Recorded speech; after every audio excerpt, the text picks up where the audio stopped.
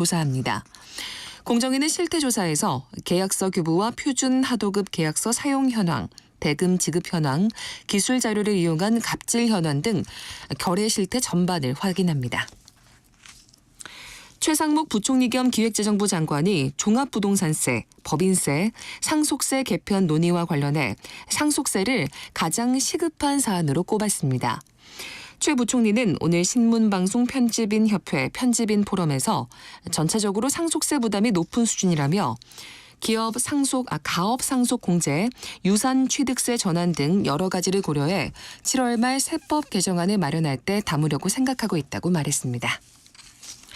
올해 사과 재배 면적은 33,298헥타르로 1년 전보다 1.5% 감소했습니다. 배 재배 면적도 2.2% 줄었습니다. 밀과 보리 등 맹류 재배 면적은 10.9% 줄었습니다. 농촌 인구의 고령화로 인건비 부담이 늘면서 사과와 배 재배 면적이 감소하고 있다고 통계청은 설명했습니다. 제주도와 남부지방에 장맛비가 내리는 가운데 중부지방은 내일까지 낮 기온이 올라 덥겠습니다. 정체전선의 영향으로 제주도에는 강하고 많은 비가 내리겠고 오후에는 남부지방, 저녁에는 경북권 남부로 비가 확대되겠습니다. 제주도에 50에서 100mm, 제주 산지에 최대 150mm가 넘겠고 남해안은 20에서 60mm 예상됩니다. KBS 1라디오 내신 뉴스를 마칩니다. 아나운서 이승현이었습니다. KBS 대한민국 중심 채널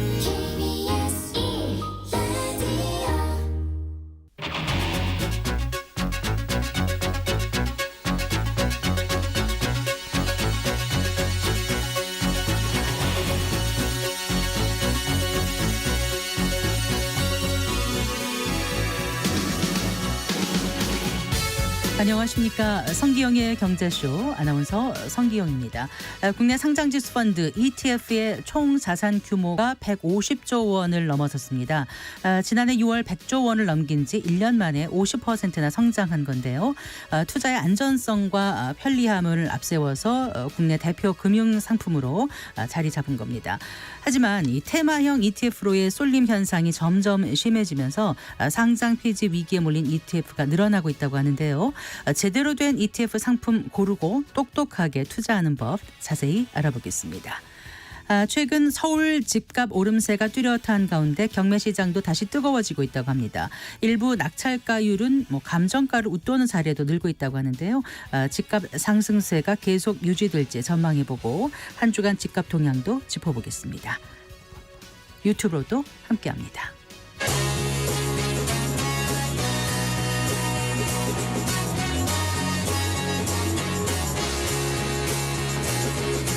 경제 시야를 넓혀드립니다.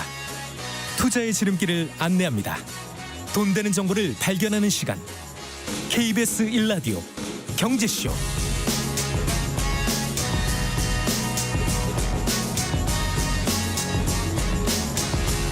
먼저 오늘의 주요 경제 뉴스부터 정리해드리겠습니다. 경제 뉴스 브리핑 손석우 경제평론가와 함께합니다. 어서 나오십시오. 네, 안녕하세요. 안녕하세요. 요즘 원달러 환율이 심상치 않게 오르고 있는데요. 네. 그 심리적 저지선인 1,400원 가까이 다가왔어요. 네, 그렇습니다. 그나마 다행히 이제 오늘은 좀 떨어졌습니다. 오늘 마감가를 좀 짚어보면요. 원달러 환율은 이제 2.9원 전 거래일보다 2.9원 내려서 1,385.8원으로 마감을 했습니다. 오늘 환율이 이제 소폭 하락하긴 했지만 말씀하신 것처럼 원달러 환율은 최근에 이제 강달러 기조가 강해지면서 지금 1,390원대를 넘나들고 있는 그런 상황입니다. 네. 오늘도 떨어지긴 했지만 장 초반에는 심상치 않은 상세를 나타냈어요. 네. 외환시장 개장하면서 바로 5원 7전, 5.7원이 오르면서 1,394.4원의 거래를 시작했고요. 네. 이내 또 1,395원까지 올라갔습니다. 네. 이게 지난 4월 16일에 1,400원 선을 찍으면서 그때 연고점을 기록했었거든요. 그 이후 두 달여 만에 다시 최고치를 찍은 그런 상황입니다. 네.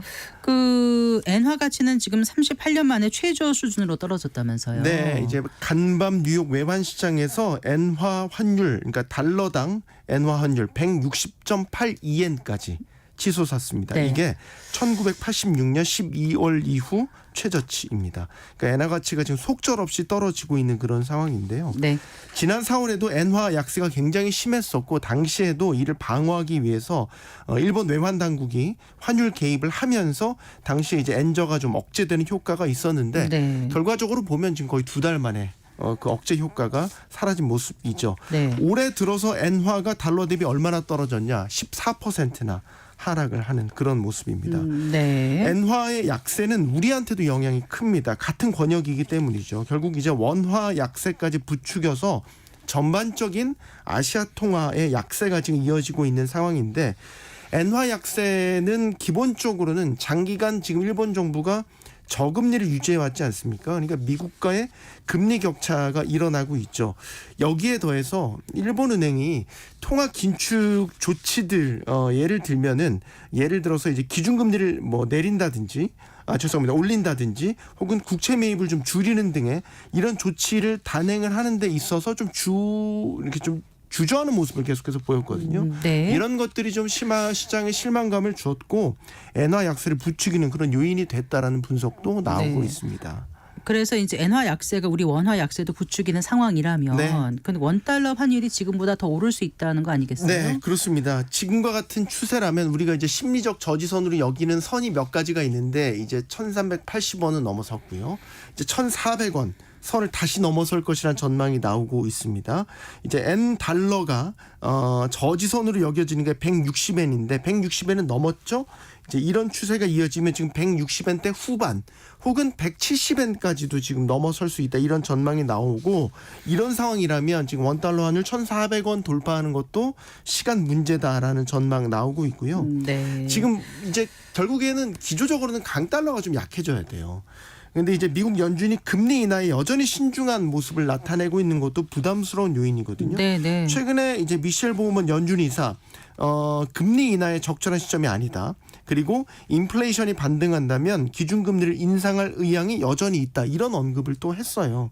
상당히 매파적인 발언이었고 이 발언의 영향으로 또 달러화가 강세를 나타내면서 그날 또 원화, 엔화 다 약세가 두드러지게 나타났고요. 네. 결국 미국이 금리 인하에 나서야 강달러 기조가 좀 수그러들 겁니다. 그래야 아시아 통화 약세도 전반적으로 진정될 수 있고요. 단기적으로 보면 우리 외환 당국 있죠. 네, 네. 개입이 어느 정도 있을지도 지켜봐야 됩니다. 네. 우리 외환 당국이 지금 3년 만에 10억 달러 규모의 외국한 평형 기금 채권을 발행했어요. 아, 네.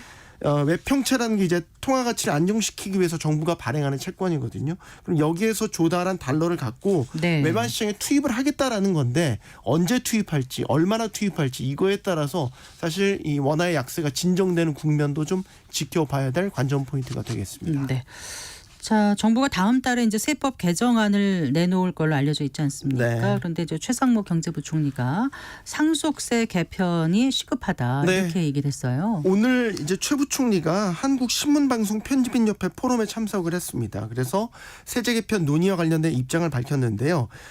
여러 가지 이제 세제 개편 대상들이 있지 않습니까? 근데 최 부총리가 어느 게 가장 시급하냐라고 한다면 개인적으로는 조금 더 고민할 부분이 상속세라고 생각한다. 이렇게 얘기를 했습니다. 네. 전체적으로 상속세 부담이 높은 수준이다라는 의견을 내놨는데요. 말씀드린 대로 세제 개편과 관련해서 지금 개편 대상으로 거론되고 있는 게 상속세도 있지만 법인세도 있고요. 종부세도 개편 대상으로 거론이 되고 있죠. 네. 근데 이제 우선순위가 상속세 개편에 있다라고 언급을 한 것이어서 눈길을 끌고요.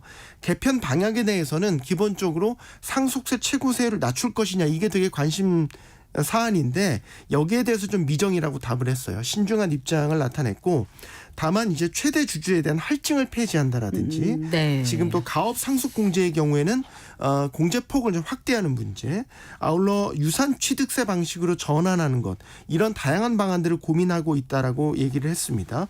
그래서 언급된 개편 방식은 전체적으로 보면 상속세 부담을 낮추자 이런 방향성을 갖고 지금 개편안을 짜고 있다 이렇게 볼 수 있겠고요. 네. 감세를 둘러싼 그러니까 상속세 같은 것들을 줄이면 세수 세수가 감소가 걱정되지 줄어드니까. 않냐. 네. 이런 지적에 대해서는 결국 투자와 소비를 촉진하는 차원에서 세제 인센티브를 지원한다. 이런 점을 강조를 했습니다. 네. 경제단체들도 상속세 개편 촉구하고 나섰죠. 네, 오늘 또 한국경제인연합회, 대한상공회의소 같은 국내 경제 6개 단체가 상속증여세 개편 필요성을 담은 자료집을 발간했고, 네. 이거를 이제 정부나 국회 등에 이제 그 배포를 하면서 상속증여세 개편을 촉구하는 그런 입장을 내놨습니다. 상속증여세가 20여 년 동안 변화가 없어서 국제적인 추세에 역행한다. 또 최고 세율이 지나치게 높고 최대 주주 할증 같은 불합리한 제도가 많다라는 게 경제단체들의 지적이고요. 네. 그래서 세율 인하가 시급하다. 그리고 중장기적으로는 이 상속증여세를 자본이득세로 전환해야 된다. 이런 주장도 펼쳤습니다. 네. 이 자본이득세라는 건 상속증여재산을 미실현된 자본으로 보고 실제 과세를 하는 거는 처분했을 때 네. 이제 과세를 해야 된다라는 제도가 되겠고요. 이 밖에도 최대 주주 주식 할증 평가 이것도 폐지를 해야 되고 네. 장기적으로 보면 유산 취득세로 전환해야 된다는 입장도 내놨습니다. 네. 앞서 말씀드린 것과 생각을 해보면 정부의 개편 방향과 일맥상통하는 부분이 있죠. 다만 이제 변수가 야당입니다. 네. 더불어민주당이 부자 감세, 세수 결손 등을 지적하면서 지금 상속증여세 개편에 기본적으로는 반대하는 입장을 나타내고 있습니다. 네. 자, 금융당국이 스트레스 DSR 2단계 도입을 이제 전격 연기한 데 대해서 네. 정부가 대출 부추겨서 집값 띄우게 하려는 거 아니냐 이런 지적도 있던데 여기에 대해서 이제 김주현 금융위원장이 정면으로 반박하고 나섰죠. 네, 오늘 김주현 위원장이 기자들과 만난 자리에서 당연히 이런 질문들이 쏟아졌어요. 그러니까 규제 시행 연기가 정부의 부동산 띄우기가 아니냐 이런 질문을 받았는데 여기에 대해서 말도 안 된다 이렇게 반박을 한 겁니다. 네. 자영업자 대책을 정부가 지금 준비를 하고 있고 PF의 구조조정 이런 충격이 오는지를 봐야 된다. 그래서 이런 시장 충격을 최소화하면서 자영업자 부담도 줄여서 연착륙하자라는 방향에 대해서 금융위가 이를 수용했다라는 설명을 내놨고요. 다만 이게 너무 촉박하게 시행 연기를 발표하다 보니까 불편하게 느꼈을 점이 있을 수도 있겠다. 이 점은 인정한다. 네. 이런 이야기를 했습니다. 그래서 종합을 해보면 자영업자 충격, 부동산 PF 상황 때문에 대출 규제 확대를 연기했다는 거고 집값을 자극할 의도는 없었다라는 거죠. 하지만 여전히 우려의 시선은 존재하는 게 지금 가계부채 상승분의 대부분이 주담대인 상황에서 대출 규제 시행의 연기가 시장에 잘못된 시그널을 줄 수 있고 대출 수요를 자극해서 집값을 띄울 그런 우려가 있다라는 것은 여전하고요. 또 말씀드린 대로 시행 일주일도 채 남지 않은 상황에서 전격적으로 연기가 결정됐다라는 것, 정책의 신뢰성이 훼손됐다라는 지적은 피하기 어려워 보입니다. 네, 잘 들었습니다. 고맙습니다. 고맙습니다. 경제뉴스 브리핑 손서구 경제평론가와 함께했습니다.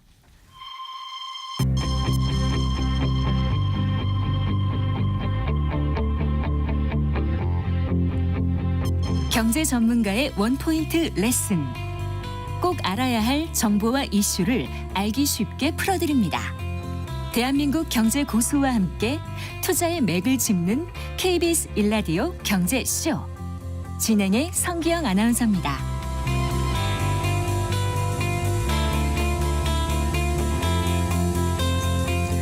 네, 주식 투자, 직접 투자는 어렵고 불안하고 부담스러워서 상장 지수 펀드인 ETF에 투자하는 분들 많으실 텐데요. 지난 25일 기준으로 국내 ETF 순자산 총액이 151조 8천여억 원으로 작년 말 121조 6천여억 원에서 약 25% 성장했습니다. 또 작년 6월에 100조 원에 비해서는 50% 넘게 증가한 수준인데요. 지난해 상반기에는 이제 채권형, 금리형 ETF가 대세였다면 또 올해는 연일 고공행진하는 미국 증시의 대표 지수나 기술주에 투자하는 ETF에 집중되고 있다고 합니다. 자, 이렇게 ETF가 많이 있는 가운데 어떻게 하면 손해보지 않는 ETF 투자를 할 수 있을지 오늘 이 시간 자세히 알아보겠습니다. 홍춘욱 프리즘 투자자문 대표 스튜디오에 모셨습니다. 반갑습니다. 네, 안녕하세요. 안녕하세요. 자, 이 상장지수 펀드 ETF 시장이 벌써 150조 원 규모로 커졌다고요? 네네. 굉장히 빠르게 성장한 건가요? 어떤가요? 네, 사실 주식시장은 별로 안 좋았는데 1년 사이에 주식시장이 좀 올랐다 그래 보지만 네. 다른 나라들은 역사상 최고치를 갈아치우고 있는 데 비해 네. 한국 증시는 2,700, 2,600 박스권이잖아요. 네. 예, 이런데도 불구하고 결국 ETF 상장지수 펀드의 총 자산이 1년 만에 50%나 늘었다라는 건 네. 결국 이제 우리나라 투자자들이 한국 시장에서 좀 흥미를 잃고 네. 또 해외 시장에 투자를 하고 싶은데 개별 종목들 잘 모르겠고 그러니까 최근 본물처럼 터지고 있는 해외 주식형 ETF로 네. 사람들의 돈이 쏠리고 있다. 이렇게 볼 수가 있겠습니다. 네. 그러니까 2002년에 ETF가 국내 처음 그 증시에 첫 출시된 거잖아요. 네, 그러니까 그렇습니다. 22년 만에 지금 150조 원이 된 건데 ETF 투자를 거의 다 할까요? 그렇지는 않을 것 같거든요. 예, 그렇습니다. 네, 예, 아직은 주식시장 전체 시장 시가총액 규모가 우리가 네. 한 2,500조 되니까 네. 그 가운데에 비해서 뭐 아직 10%도 안 되는 네. 사실은 작은 비중입니다만 이제 우리나라 그 공모 시장이라고 들어보셨죠? 일반형 주식형 펀드를 이제 이게 넘어설 정도로 네. 이제 간접 투자 시장에서는 이게 이제 대표 상품이 되고 있다. 이렇게 볼 수 있는 거죠. 그러니까 네. 뭐랄까요? 우리 개인들이 직접적으로 주식에 투자를 하는 것보다 펀드에 돈을 맡기고 싶은데 그 펀드에 돈을 맡긴다고 할 때 옛날에는 각 우리나라를 대표하는 대표 운용사들의 펀드에 맡겼다면 지금은 이제 각 브랜드가 또 떠오르는 거죠. 뭐 타이거라든가 네, 타이거 올해 예, 코덱스 뭐 네. 이런 식으로 이제 각 운용사들이 만들어 놓은 브랜드가 펀드의 대표 상품처럼 네. 떠오르는 그런 세상이 온 거죠. 그래요. 그러니까 이제 기초 자산이 올라가면 ETF 가격도 올라가고 맞습니다. 기초 자산 가격이 내려가면 ETF도 내려가니까 어떻게 보면 주식 시장에 잘 모르는 거 개별 종목에 대한 분석이 어렵고 이런 분들은 ETF에 맡겨 놓으면 ETF를 들어 놓으면 좀 편할 것 같다는 생각을 하죠. 그리고 안정성도 좀 있다고 생각을 하고요. 그렇죠. 그다음에, 아무래도 이제 우리나라 ETF들이 주가 지수에 연동된 ETF들이 좀 있으니까 네, 네. 이제 그런 주가 지수 연계형 ETF 같은 경우는 또 비용도 저렴한 편이에요. 네. 경쟁이 붙어가지고 0.1% 수수료도 0.1%. 예, 그래서 네. 연간 수수료가 0.1% 정도에 아. 달하는 그런 ETF들이 상당히 많습니다. 네. 운용사들은 그러면은 이걸로 수익이 충분할까요? 아니요, 충분하지 않죠. 네. 그래서 이제 이런 일들이 벌어지는 이유는 결국 점유율 경쟁이. 그래서 우리나라 네. 이제 톱 레벨의 두 운용사인 삼성자산운과 삼성자산운용과 미래운용이 이제 소수점까지 경쟁하고 있거든요. 네. 그래서 미래에셋이 아까 그 타이거 말씀하신 그걸로 바짝 추격했다 이런 예, 뉴스도 눈에 맞습니다. 뭐 띄더라고요. 역전도 된다 이런 이야기가 들릴 정도로 네. 치열한 경쟁을 벌이면서 이제 ETF의 대표 브랜드로 자신을 각인시키면 투자자들이 이 회사에서 만든 ETF는 네. 저렴하고 거래도 잘 되고 좋아. 네. 이런 이미지를 만들기 위해서는 네. 1등이라는 점유율을 만들기 아. 위해서 대표 상품들 위주로 해가지고 수수료 인하 경쟁을 펼치고 이 덕에 또 아까 50%나 늘어난 이유 중에 하나는 미국 펀드 투자하러 오신 분도 있겠지만 네. 또 이런 저렴한 수수료와 어떤 투자의 편의성에 대한 어떤 매력을 느낀 사람들이 많은 것 같습니다. 네, 그래요. 투자자 입장에서는 이제 투자 안전성과 편리함을 꼽던데 이게 무조건 또 수익률을 보장하는 건 아니잖아요. 예, 그럼요. 그 이제 이런 투자 상품은 기본적으로 손실 위험이 있으니까 네. 수익이 나는. 네. 그러니까 한 번도 마이너스 안 되면서 무조건 10% 이런 상품이 있으면 얼마나 좋아요. 그런 걸 만들어내는 게 이제 저희들의 꿈이죠. 근데 아무리 제가 디자인을 잘해보고 열심히 노력해도 그건 안 되더란 말이에요. 네. 그러니까 10년에 한 번 또는 5년에 한 번 정도는 손실이 나는 대신 네. 그 수익을 우리가 그 위험을 견디는 대가로 수익을 누리는 거지 네. 무조건 안전하고 이거는 뭐 100% 괜찮아 이런 상품으로는 홍보나 광고는 가능할 수 있을지 모르지만 네. 사실 기대에 못 미치는 경우들도 적잖이 있을 수 있으니까 네. 이것도 투자 상품의 일종이니 네.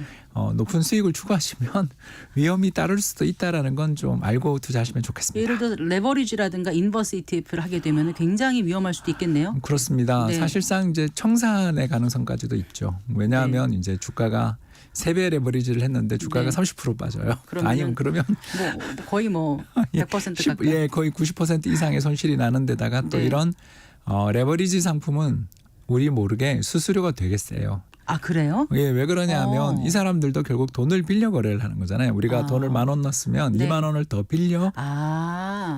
요걸 사들여서 뭐 옵션을 하든 사는 값을 선물을 줘야 그렇죠. 되니까. 네. 그래서 계속적으로 이건 이제 만기를 연장시켜 나간다고 롤오버라고 하죠. 네네. 만기 연장을 꾸준히 시켜 나가는 게 이제 금융기관이니까 우리보다 쉬워서 그게 티가 잘 안 날 뿐이지 가격에 다 이자가 녹아 들어가고 수수료가 녹아 들어가거든요. 네. 네, 그러다 보니까 그걸 예를 들어서 내가 한 3년 투자해놨는데 30% 3년에 걸쳐 30% 빠졌다 그러면 그 안에 있는 수수료까지 감안하면 사실 이 ETF 상장 폐지될 가능성이 높아질 수도 있는 거죠. 네. 그래서 실제로 이런 ETF 상품들은 우리는 상장할 때는 관심이 되게 많은데 이날 이 순간에도 사실 이번 주에도 상장 폐지되는 상품들이 있다라는 걸 있어요? 알아두셔야 되는 거죠. 아. 물론 남은 그러니까 돈은 새롭게 돌려줍니다. 상장이 되고 한 6개월 1년 이제 어떤 유행이나 트렌드에 쫓아서 가다가 또 새로운 게 나오면은 기존에 한 6개월 1년 전에 했던 건 서서히 잊혀져 가면서 폐지가 되거나 그러는 예, 거예요. 그렇죠. 이제 운영자산 잔고가 줄어들면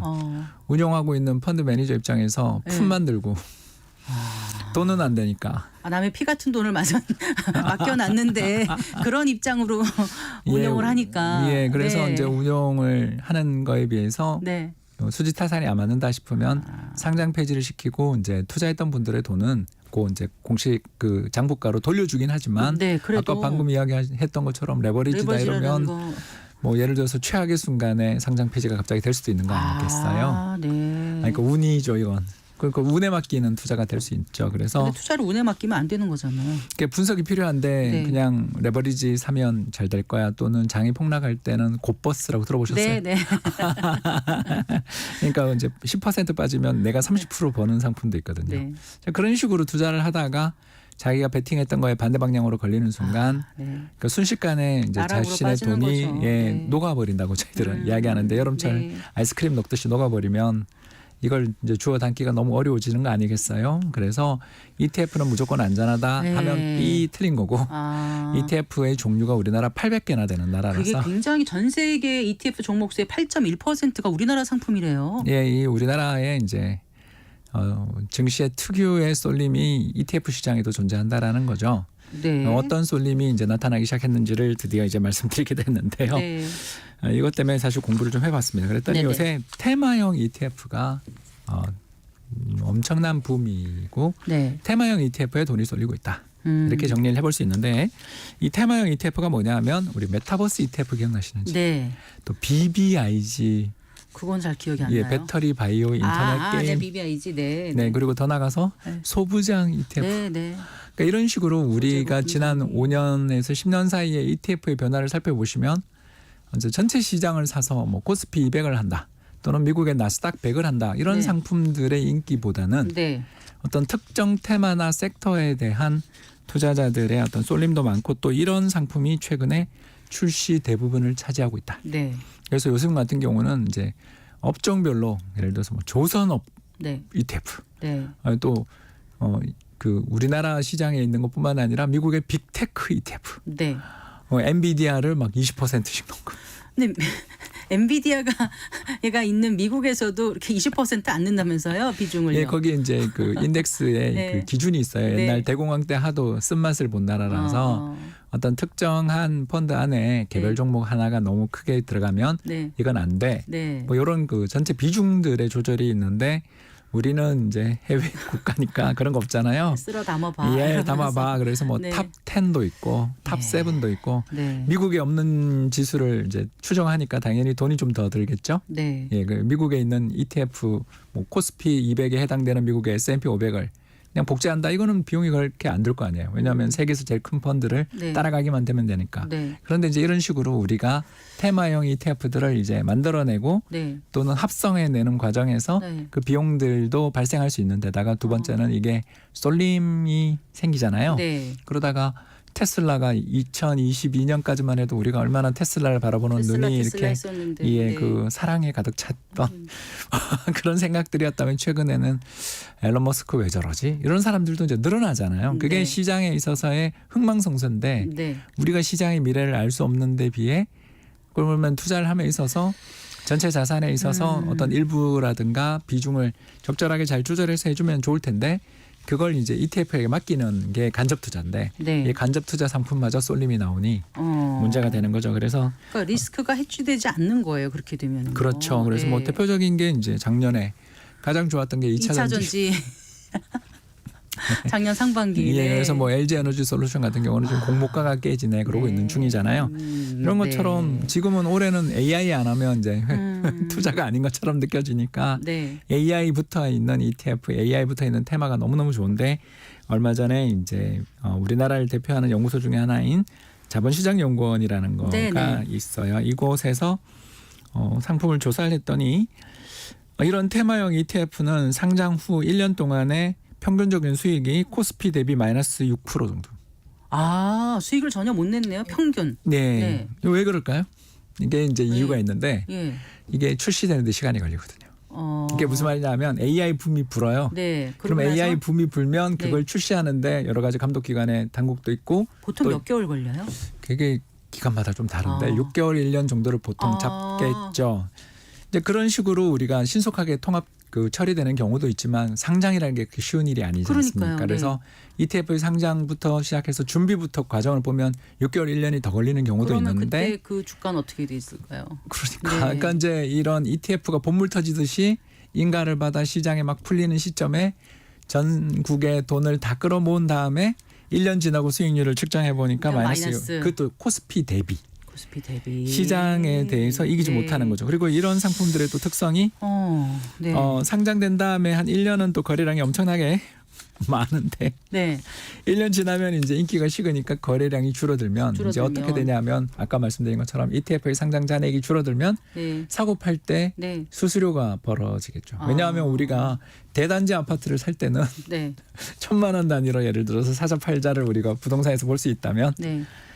예를 들어서 나홀로 뭐 아파트? 나홀로 아파트 100가구도 안 되는 아파트에 가면 네. 1년에 거래가 한 건 있는데 네. 제가 가서 살라 그러면 상한가에 사야 되고 팔 때는 하한가에 팔아야 될 거 아닙니까? 네. 예, 그런 것처럼 거래량이 갑자기 이제 인기를 끌다가 급격히 줄어드는 시기가 오면 이제 거래도 잘 안 되는 네. ETF들이 되거나 심지어 상장 폐지되는 경우들도 우리가 종종 만나는 거죠. 이러다 보니까 테마형 ETF는 웬만하면 하지 마세요라고 말씀을 드리는데 네. 문제는 문제는 이제 지금 우리나라 800개에 달하는 ETF 상당수가 제가 네. 봤을 때 대충 세하려 보니까 절반 이상인 것 같은데 그래요? 그리고 이제 거래량이 많으니까 이게 좋은 거라고 생각하고 들어가기가 쉽지 않을까요? 그렇죠. 왜냐하면 네. 인기가 있고 검색 인기가 상위에 있고 남들 하는데 나는 해야 될 것 같아. 포모 증후군도 오히려 생길 것 같아. 아, 나 혼자 그렇죠. 소외되는 거 아니야? 이런 불안도 있고요. 맞습니다. 그리고 네. 지금이 아니면 이 가격에 영원히 못 살 것 같은 그 공포가 결국은 매매를 촉발시키고 테마형 ETF의 인기를 촉발시키는데 이제 결과적으로는 그렇게 좋은 투자는 아니었다라는 게 자본시장연구원의 분석인 것 같습니다. 네. 그런데 편리함이 있다 그러잖아요. ETF 투자가. 너무 뭐가 편하다는 거죠? 일단 주식하고 일반, 똑같습니다. 일반 펀드나 주식하고 예, 어떻게 다른지요? 일반 펀드에 비해서 일단 이 거래가 너무 쉽습니다. 네. 이 ETF는 기본적으로 펀드를 상장시킨 것이다 이렇게 생각하시면 되겠습니다. 펀드를 상장시켰다. 그래서 네. 상장지수 펀드라는 네, 네. 이제 지수는 빼야 될 것 같은데 네. 왜냐하면 지수를 추정 안 하는 ETF가 워낙 많으니까. 네. 그렇지만 이제 처음의 시작은 미국의 S&P 500을 추정하는 ETF로부터 시작된 거니까. 네. 그래서 처음에 이름이 붙었던 게 이제 상장지수 펀드라는 이름이 붙은 거고요. 네. 이게 Exchanged Traded Fund예요. 그렇습니다. 네. 그래서 뭐 번역은 나쁜 번역은 아닌데 네. 근데 또 요새 이제 그 공모용 펀드들도 상장시키겠다 이런 이야기까지 나오니까 네. 지나고 생각하니까 그냥 ETF라는 약자가 더 익숙해져서 넘어가도록 하죠. 이 상품의 이제 첫 번째 좋은 점은 주식 시장에 상장돼 있어서 거래량이 많아서 네. 언제든지 우리가 사고 팔 수 있다는 네. 거고요. 이제 두 번째는 경쟁이 붙다 보니까 수수료가 아까 저렴한 ETF들이 많다 네, 그랬죠. 네. 그래서 거의 우리가 누가 껌값이라고까지 표현을 하더라고요. 심지어.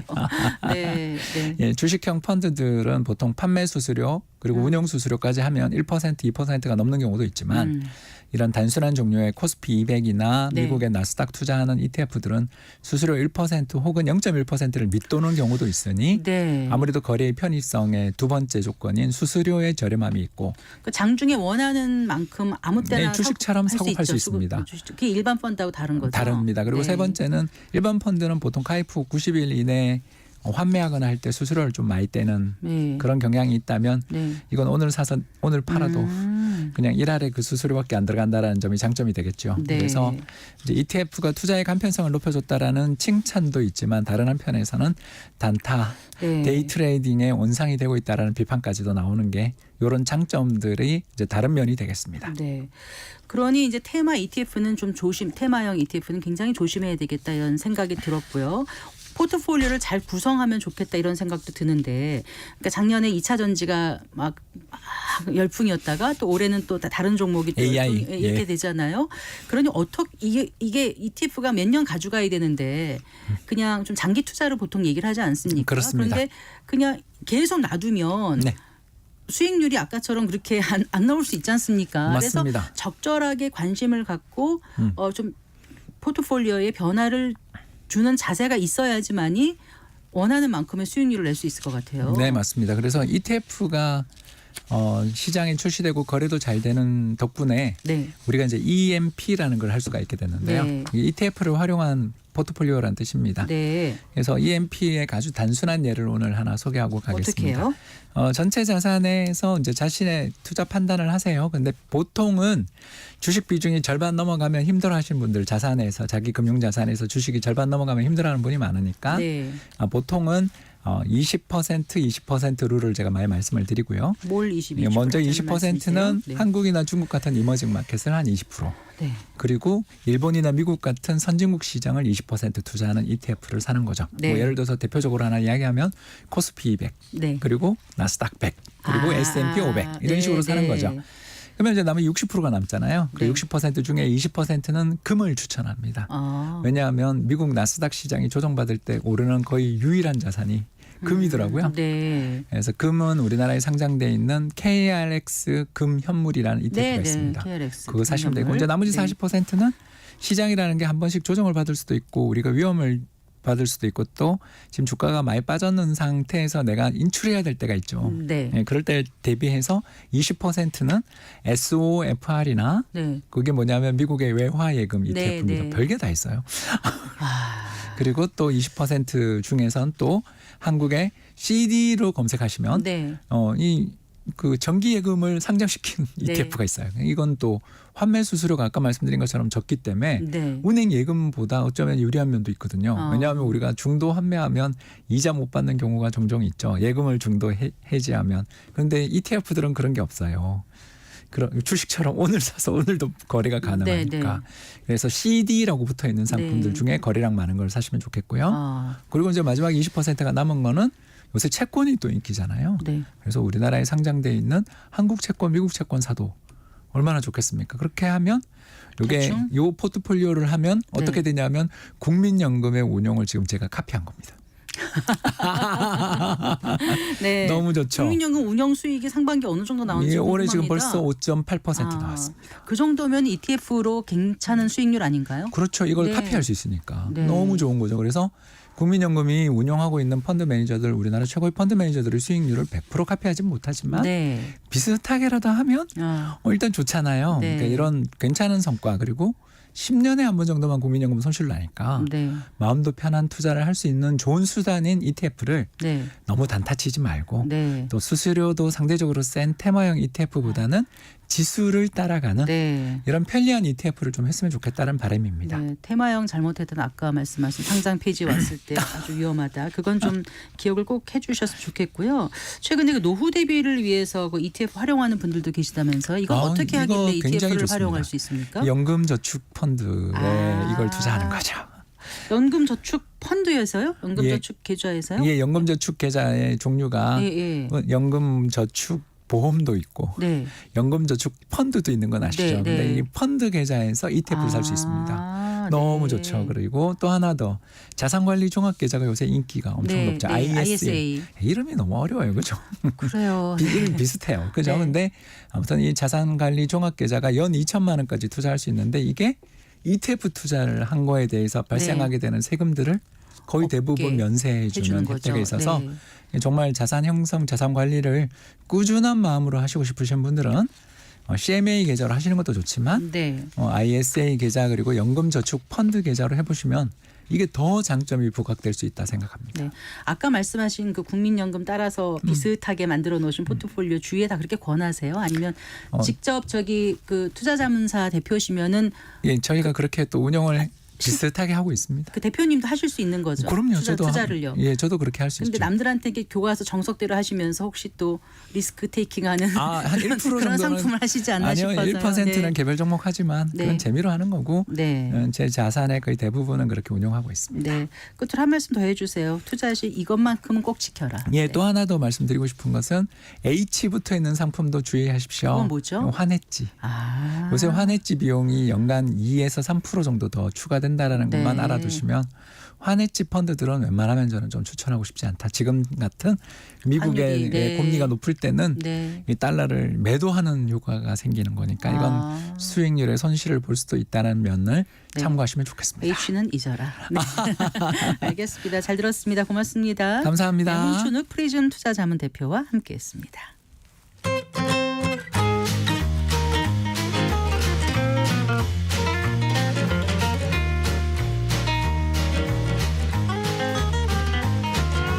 경제 맛집 투자 핫플.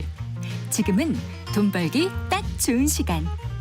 KBS 1라디오 경제쇼. 4시 38분입니다. 한 주간 집값 동향 살펴보고 실생활에 도움이 되는 부동산 관련 소식들 발빠르게 전해드리고 있습니다. 오늘도 김인만 부동산 경제연구소장과 함께합니다. 어서 나오십시오. 안녕하세요. 안녕하세요. 자, 어떻습니까? 한 주간 집값 동향부터 좀 살펴볼까요? 네, 6월 4주차 한국 부동산원 통계가 나왔는데요. 이번 주도 상승폭을 확대했습니다. 서울만 확대가 됐습니다. 서울은 이제 0.18%까지 올라갔는데요. 네. 지난주가 0.15%였고요. 그 전주가 0.1%였으니까 이게 한 달 전이 0.07로 제가 기억을 하는데 이게 네. 한 달 만에 굉장히 큰 폭으로 상승을 그러네요. 하고 있고요. 지금 분위기라면 7월 되면 이제 뭐 0.2%도 뭐 시간 문제 아닐까 생각이 되는데 제가 걱정되는 부분은 이제 전체적으로 다 이게 분위기 자체가 뭐 금리도 내려가고 투자 심리도 좋아지고 집값도 저평가기 때문에 올라갈 때 올라가는 거는 괜찮은데 지금 서울만 올라가고 있거든요. 네. 전국은 0.01% 지난주와 동일하고요. 네. 수도권은 또 0.07% 지난주와 전주와 같죠. 네. 동일하고요. 지방은 마이너스 0.05% 전주와 동일하기 때문에 네, 네. 유독 서울 현상이 좀 강화되고 있다는 점은 좀 걱정스러운 부분이고요. 전세 가격도 역시 서울은 0.19%니까 전세 매매 모두 서울이 지금 강세를 보이고 있는데 최근에 보면 이제 경기도에서도요. 뭐 서울 강세니까 뭐 과천이라든지 서울 내에서는 마포, 성동 지역들, 네. 강남 3구에서 이제 불길이 좀 번지고 있고요. 과천, 성남, 안양 같은 수도권, 서울 가까운 지역들도 조금씩 거래가 늘어나고 있는 상황입니다. 그러니까 저희도 몇 차례 이제 방송 통해서 네. 지금 한 조금씩 오른다고 이렇게 이제 네네. 전해드리고 있지 않습니까? 네네. 근데 이렇게 이제 미디어를 접하거나 네. 각종 소식을 접하는 분들은 이제 마음이 좀 불안해지니까 불안하죠. 내가 사야 되는 거 아닌가, 뭘 해야 되는 거 아닌가 이렇게 좀 초조하게 만드는 것 같아서. 근데 과연 그게 맞는 선택인지 아닌지는 나중에 가봐야 알 텐데. 최근에 네. 문의가 굉장히 많이 늘어나고 있고요. 저도 사실 이렇게 말씀을 전해드리면서도 좀 불안한 부분이 어떻게 보면 이렇게 우리가 또 집값을 올리는 또 악순환이 될 수도 있거든요. 이런 소식을 듣는 분들은 네. 기다리고 있었는데 집값이 오른다고 네. 지금 안 사면은 몇 달 후에 더 오르면 안 되잖아. 지금 사야 돼. 빨리 사야 돼라는 불안함, 초조한 마음을 가지고 최근에 또 문의가 늘어나고 있고 네. 최근에 얘기 들어보면 또 부동산에서도 집주인들한테 전화해서 얼마면 팔겠냐라는 전화를 하니까 집주인들은 네. 또 불안하죠. 집값 더 올라가나? 이거 이렇게 팔면 안 될 것 같아. 그렇죠. 이런 거요? 팔려고 네. 마음 먹었는데 가격을 올리거나 회수해야 되는 거 아니야? 이런 악순환의 연속이 되고 있기 때문에 사실 좀 걱정되는 부분이고요. 한 2주 전이었나요? 우리 뭐 게임 이론 제가 간단하게 얘기를 하면서 우리가 불안한 마음에 집값 올릴 수도 있다라고 한 게 지금 현실화되고 있는 부분이어서 네. 좀 차분하게 좀 지켜봐야 되고 전체적인 상황을 보게 되면 금리가 내려간 것도 아니고요. 물론 대출 금리는 좀 내려갔지만 기준 금리는 여전히 높고 소득 대비 집값도 높은 수준이기 때문에 큰 폭으로 상승할 때가 아님에도 불구하고 최근에 서울이 반등폭이 커지고 있다는 건 사실 좀 우려되는 부분이고 여기서 상승폭이 더 확대된다면 또 우리 PF 문제 해결되지도 않았는데 네. 정부도 좀 긴장을 하고 이게 좀 풀어주면 안 될 것 같습니다. 정부 입장에서도 이제 추석 전후 해가지고 추가 대책이 좀 필요한 상황 아닌가 싶습니다. 거래량은 조금 더 늘고 있는 건가요? 거래량도 뭐 서울 같은 경우는 계속 4천 건 이상 나오고 있고요. 네. 6월은 아마 제 생각에는 5천 건도 가능하지 않을까 싶은 생각이 드는데 네. 뭐 거래량이 없는데 가격이 올라가는 건 아니고요. 지금 거래량도 이제 수반되고 있기 때문에 아마도 작년까지만 해도 거래량이 굉장히 작았잖아요. 네. 사야 되는 분들도 안 사고 이렇게 기다리고 있다가 안 되겠다. 지금 다주택자들은 일단 움직이는 건 아니고요. 네. 무주택자들이거나 하나 가지고 계시는 분들이 이제 갈아타기 수요들이 기다리고 있다가 최근에 이제 좀 활발하게 움직이고 있는 상황입니다. 네. 어쨌든 이런 분위기다 보니까 경매 시장도 좀 이전과는 다른 모습이라면서요. 경매도 이제 서울 쪽만 좀 반짝반짝하고 있는데요. 네. 경매 같은 경우는 이제 최근에 현장에 가보면 이제 급매물이라는 개념이 없어졌거든요. 서울은 그냥 나와 있는 매물 중에 저렴한 게 급매물인 거지 우리가 생각하는 것처럼 굉장히 저렴한 가격의 매물은 없습니다. 그러면 시장의 수요자들이 선택할 수 있는 방법은 이제 경매 시장으로 눈을 돌리게 되는데요. 우리가 낙찰 가율이라고 합니다. 매매 가격 대비 감정 가격 대비 이제 낙찰 가격 비율인데요. 네. 이게 100% 웃도는 사례들도 늘어나고 있는데 이제 서울은 평균이 89.1%고요. 전국이 85.4%입니다. 네. 그 얘기는 이제 감정 가격 대비 전국은 85% 수준에서 이제 낙찰이 되고 있는 거고요. 네. 서울 송파구는 100%가 넘었고요. 강남구도 93.7%인데 예를 들면 타워팰리스 159제곱미터 전용 네. 면적 같은 경우에 감정 가격이 42억 원이었는데요. 이번에 낙찰 가격이 46억 5천만 원으로 낙찰이 됐고 네. 헬리오시티 같은 경우에 전용 84가 감정 가격이 18억 9,500만 원이었는데요. 예. 102%인 19억 4,500만 원에 낙찰이 됐는데 네. 왜 이게 이해가 되냐면요. 헬리오시티 같은 경우에 지금 형성되어 있는 거래 가격 시세가 한 21억 정도 됩니다. 21억. 네. 그러면 19억 4,500만 원이면 급매물보다는 유리한 가격이기 때문에 여러 가지 네. 좀 번거로움을 고려하더라도 이게 현명한 선택일 수도 있는 거고요. 나머지 지역들도 그런데 여기서 또 눈여겨봐야 될 건 이제 노도강이라고 하잖아요. 네. 도봉구는 76.3%, 네. 강북구는 69.6%. 그러니까 역시 또 서울 중심지와 외곽 지역들의 낙찰 가율은 좀 온도 차이를 보이고 있습니다. 네. 경매에서 낙찰되면 한 달 안에 전체 그 대금을 지불을 맞습니다. 해야 되는 거죠. 네네. 네. 자, 요즘 그 서울 집값 분위기가 이러다 보니까 좀 다툼이 있는 부부들이 있다고요? 아무래도 이제 서로 의견이 다를 수는 있잖아요. 네. 작년까지만 하더라도 이제 좀 기다려 보자. 부부가 의견 일치가 딱 되면 괜찮은데 항상 그렇거든요. 한 사람은 사야 되는 거 아니야? 그러면 또 한쪽에서는 좀 기다려 보자라고 하는데 최근에 이제 집값이 또 살짝 오르다 보니까 거봐.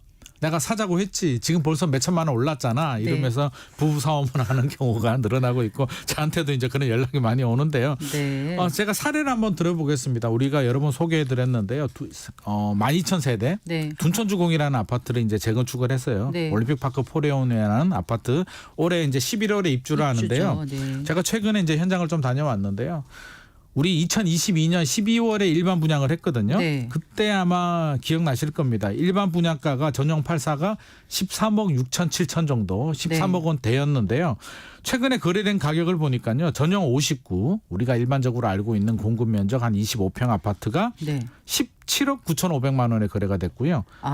전용 84는 21억 5,897만 원에 거래가 됐으니까 우리가 일반 분양가가 아까 13억대라고 했잖아요. 네, 제가 지금 입이 벌어져가지고 네. 2년 만에 2년 만에 지금 거의 한 8억 원 정도. 2년도 안 된 거죠. 지금 2년도 안 됐죠. 24년 6월이고 1년 반 정도 22년 됐죠. 12월에 분양된 건데. 네. 그래서 네. 이런 소식을 듣고 그때 하자고 했지 또 이러면서 또 부부싸움을 하고 있는데 일단 많이 올랐고요. 작년이 한 17억 18억 정도 했거든요. 전용 네. 84가. 그러니까 1년 전하고 비교하더라도 한 3, 4억 정도 여기 분양권 올랐으니까. 거래가 되는 곳이에요? 분양권 거래가 지금 허용이 됐습니다. 네. 허용이 됐는데 이제 실거주 의무가 있기 때문에 네. 3년 유예가 되긴 했는데요. 조합원 물건들도 있고 이제 일반 분양 물건들도 있는데 지금 전매 제한은 허용된 상태입니다. 네, 그렇군요.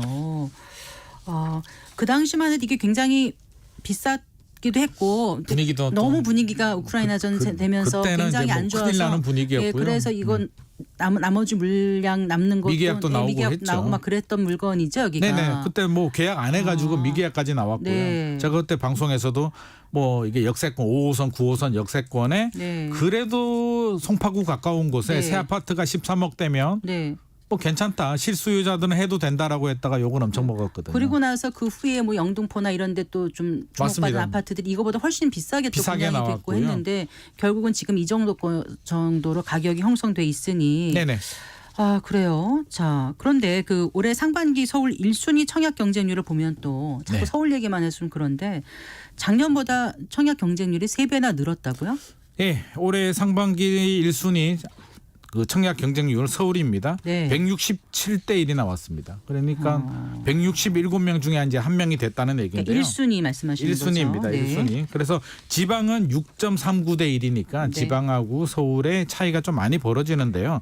속 내용을 좀 살펴보게 되면 또 고개를 끄덕끄덕 하게 됩니다. 왜냐하면 물량 자체가 워낙 적었습니다. 642가구밖에 안 나왔기 때문에 네. 642가구 모집에 10만 7,271명이 몰렸으니까 경쟁률이 높게 나왔고요. 서울 내에서는 우리가 익히 알고 있는 뭐 분양가 상한제가 적용이 된 메이플 자이라든지 네. 조합원 취소된 우리 원베일리 뭐 이런 아파트들 때문에 이렇게 경쟁률이 높게 나온 거고요. 네. 실제로는 물량 자체가 642가구면 아파트 한 개 단지 정도밖에 물량밖에 안 나왔기 때문에 네. 이걸 가지고 뭐 서울이 뭐 엄청나게 청약 경쟁률이 높다 이렇게 얘기하기는 또 약간 통계에 오류가 있지 않나 싶습니다. 네, 그러니까 1순위 평균 경쟁률 167점 이렇게 하니까 엄청나 보이지. 엄청나 보이는데 물량 자체가 워낙 적었고요. 또 분양가 상한제가 적용된 로또 같은 게 나왔기 때문에 10만 명이 몰린 겁니다. 네. 자, 그럼 하반기는 어떻습니까? 그 좀 청약에 관심 갖는 분들 아직까지 많이 계실 텐데. 네. 어떤 일단 뭐 단지를 또 서울이 분양가 상한제가 적용되는 지역이니까요. 아, 서울에 오히려 지금 서울이. 하반기에 네. 물량들이 굉장히 많이 대기하고 있는데요. 네. 이게 약간 좀 돈잔치 느낌이어가지고 제가 이거 소개해드릴까 말까 좀 고민을 하다가 그래도 알려는 드려야 될 것 같은데요.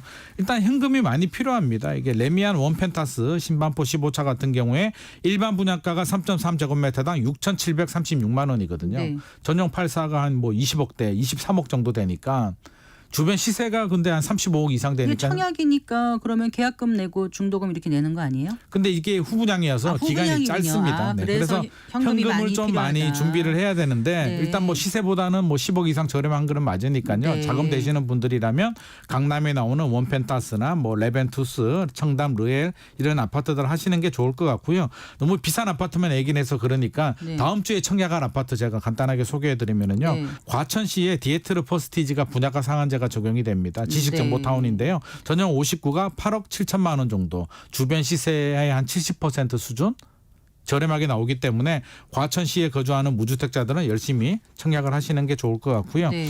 고양시에도 장안카이브 유보라가 분양가 상한제가 적용이 됩니다. 그래서 네. 주변 시세의 한 80% 수준으로 나오기 때문에 고양시에 거주하시는 분들은 또 이런 거 너무 강남에 비싼 것도 너무 하지 마시고 말씀하시는 이런 것도 과천의 괜찮습니다. 지정타 쪽은 이거 과천청사에서 가까운 그쪽 말씀하시는 맞습니다, 건가요? 맞습니다. 네. 그래서 이런 거 열심히 하셔도 굉장히 도움이 될 것 같습니다. 네, 자 그런데요, 이제 스트레스 DSR 규제 시행 일주일 앞두고 2단계 시행을 이제 그 2달 네네. 뒤로 이제 연기하지 않았습니까? 네네. 앞에서도 저희가 잠깐 얘기 나눠봤는데 이게 이제 집값 사라는 신호로 잘못 받아들여서 집값 자극할 우려는 없는지에 대해서 전문가로서 어떤 견해를 갖고 계신지요? 저는 우려가 있다고 생각합니다. 왜냐하면 이제 정책 당국자들은 이제 그럴 의도가 아니고 아니라고 얘기를 하는데요. 시장의 수요자들은 항상 바람직한 방향으로 정도로 가지는 않거든요. 항상 유리한 대로 왜곡 인지를 하고 있기 때문에 최근에 집값이 오르고 있잖아요. 서울 집값이 오르게 되면 뭐든지 유리하게 집값 오르는 방향으로 해석하는 경향이 있는데 정부가 갑자기 이렇게 2달 연기해버리게 되면 기다리면 정부가 집값이 더 올라도 된다라고 좀 허용을 해주는 것 아닌가라는 시그널을 충분히 줄 수도 있고요. 그렇게 왜곡 해석을 하고 유튜브에서도 또 그런 내용들을 확대 해석을 하기 때문에 네. 이게 미리미리 좀 이게 이렇게 나오면 괜찮은데 전격적으로 이렇게 발표하는 거는 저는 좀 불안 심리를 더 자극하는 요인이 될 수도 있기 때문에 네. 좀 바람직하지는 않는 것 같고요. 가계부채 관리도 해야 된다면 뭐 다른 요인들이 있을 수는 있겠으나 저는 이렇게 하는 거는 좀 아쉬운 부분이 있습니다. 지금 유튜브 말씀하셨으니까 좀 여쭤볼게요. 최근에 유튜브 통해서 뭐 수강생 모집해서 공동 투자에 나서는 네네. 그런 경매학원 이 성행하고 있다면서요? 이게 굉장히 좀 문제고요. 저는 네. 이걸 좀 단속이 좀 필요하다라고 보는 사람 중에 한 명인데요. 이게 방법을 알려줍니다. 그래서 뭐 대출 받는 방법도 알려주고요. 갭 투기하는 방법들도 알려주는데 네. 알려주고 공동 투자도 이제 같이 하게 되고요. 뭐 모르는 투자도 낯선 사람들 섞어서 같이 투자하라고요? 같이 투자도 하고 어머나. 하는데 네. 뭘 투자했는지 알려주지 않는 경우들도 있고요. 네? 뭘 투자했는지 안 알려줘요? 네. 그럼 펀딩만 하고요? 펀딩만 하고 상세 내역을 안 알려주는 경우들도 있고요. 방법을 알려주는 경우들도 있고요. 뭐 가스라이팅 해가지고 무리하게 뭐 수십 채를 투자하도록 하는데 결국에는 돈은 그분들이 이제 수수료 받고 다 네. 빠져나가는 경우고 나중에는 소유권은 내 소유권인데 정신 차리고 보면 이제 내 명의로 수십 채가 되어 있고 역전세가 발생하는 그런 경우들이 생각보다 많이 발생을 네. 하고 있어서 저는 개인들도 좀 주의가 필요할 것 같고요. 네. 돈 벌어주는 방법을 알려준다라고 하는데 우리가 좀 냉정하게 상식적으로 생각해 보면은요, 진짜 돈 버는 방법이 있으면 알려주지 않습니다. 그냥 나만 내가 하고 하든가 말아요. 저하고 친구하든지 사람들. 그렇죠. 제 친척하고 하지 왜 모르는 사람한테 이렇게 좋은 방법을 알려주겠습니까? 그래서 네. 절대 내가 노력하지 않는 결과물에 대한 달콤한 유혹은 바람직하지 않다는 말씀 드리고 네, 싶습니다. 공짜 점심은 없는 거예요. 공짜 점심 네. 없습니다. 네. 자, 이거 하나 더 여쭤볼게요. 그 한때 이제 선풍적인 인기를 끌지 않았습니까? 네네네. 아파트가 막 오를 때 대체 투자로 이제 지식산업센터라는 게 맞습니다. 인기를 끌었었는데 지금 이거 투자해 놓으신 분들이 그렇게 아주 힘들다면서요? 굉장히 힘듭니다. 지식산업센터가 우리가 이제 관심을 안 가지시는 분들은 모를 수도 있는데 2020년, 2021년만 하더라도요. 아파트 투자보다도 사실은 더 뜨거운 열풍이 불었던 곳들이고요. 네. 이제 대체제 역할을 했습니다. 네. 대출도 잘 나오고 규제도 적용되지 않고 네. 프리미엄도 붙고 월세도 잘 주택수에 받는다. 포함이 안 되고 주택수도 하니까. 포함 안 되니까 네. 너도 나도 했는데요. 최근에 이제 공급 과잉 후유증을 겪고 있고요. 한꺼번에 물량이 나오니까 네. 당연히 임대도 맞춰지지 않고 공실이 많이 발생을 하면서 마이너스 프리미엄까지도 등장을 하고 있습니다. 최근에 매매 가격 지수가 전년 동기 대비 4.9% 하락을 했고요. 공급이 너무 많은 게 또 걱정인데요. 네. 2021년 1월에 공사 중이거나 준공 예정 물량이 1,219곳이었는데 네. 올해 1분기에 또 공급 예정인 물량이 1,500곳이나 되니까 네. 이게 아파트하고 다르잖아요. 이게 한번 공급이 되면 현 시장 우리 경제도 굉장히 좋은 게 아니기 때문에 아파트형 공장이거든요. 아파트형 공장. 그렇죠. 그래서 그래서, 이제 제조업 외에 뭐 지식산업이라든가 그렇죠. 뭐 정보통신 산업 같은 거 하는 사람들 위해서 이제 분양하는 건데 이게 이제 그런 사람이 아닌 투자자들이 많이 들어간 투자자들이 거잖아요. 이제 뭐 여러 가지 목적으로 들어왔는데 네. 일단 공실이 발생하고요. 임대가 맞춰지지 않고 있기 때문에 네. 관리비만 내고 마이너스 큰 빌딩에 프리미엄인데 한두 호만 들어오고 덩그러니 남아 있는 근데 이게 포기하고 싶다고 포기도 안 되고요. 계약금 그렇죠. 포기도 당연하고 계약금 네. 포기해도 안 되는 경우들이 많이 있기 때문에 네. 지금 문제가 되고 있는 부분입니다. 네. 알겠습니다. 잘 들었습니다. 고맙습니다. 감사합니다. 네, 김인만 부동산 경제연구소장과 함께했습니다. 마칠 시간입니다. 성기영의 경제쇼 오늘 순서 여기까지입니다. 저는 아나운서 성기영이었습니다. 고맙습니다.